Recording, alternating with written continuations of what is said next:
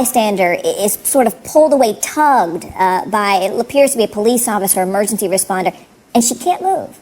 She cannot take her eyes off of what she's seeing, presumably a friend, perhaps someone she knows there on the ground. She is literally in traction, stuck in place. And then if you look further down, you can see these green authorities running past her.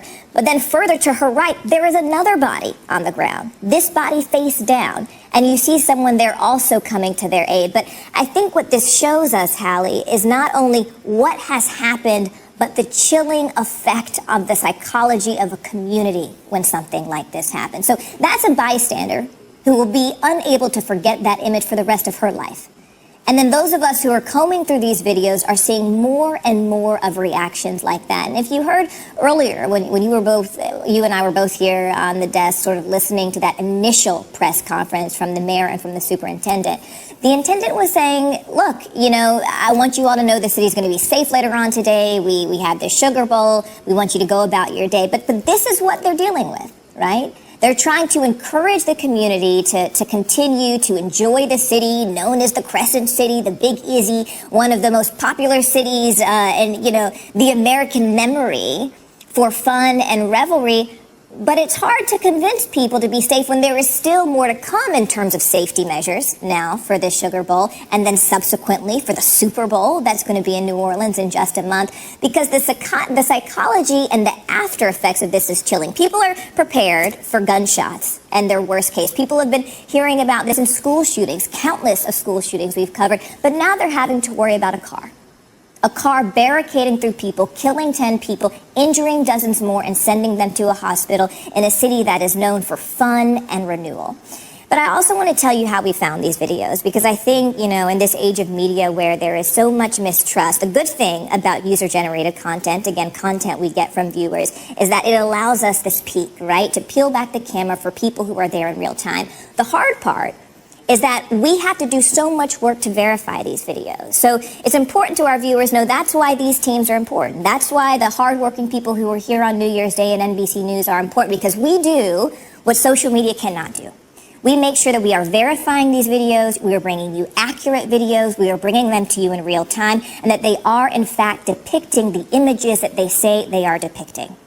So we have teams who are working around the clock, talking to sources on the ground, but also making sure that we aren't in violation of copyright risk, that we do what's something called fair use in an issue like this, in breaking news real time and matters of the public interest, where we can show you videos like this. I want to show you a third video when we're talking about that, of this white truck. This is allegedly, possibly, the truck that right here on your screen that the suspect used.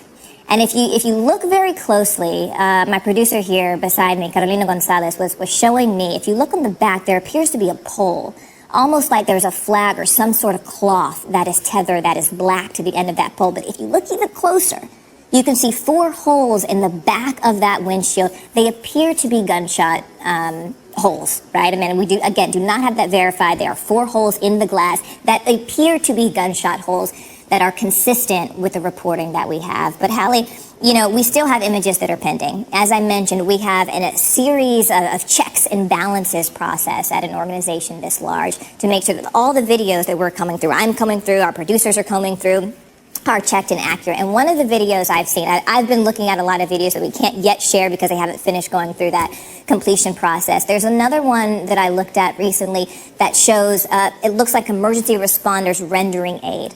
And they're rendering aid to a body on the ground beside that white truck. We also see other people who were bystanders who were rendering aid to other victims along the way. And again, that is before, oftentimes it was consistent with when you heard those apparent gunshot wounds or loud bangs that we heard in the air. So that is how we're finding these videos, that is how we are bringing these videos, and that's how we're able to report on the details that, again, are consistent with what authorities have reported thus far, that this happened at 3:15 local time there in New Orleans, that in the sequence of event, that alleged driver plowed through a crowd of people and then began a shootout with police, and in that shootout injured 2 police officers who are currently in stable conditions.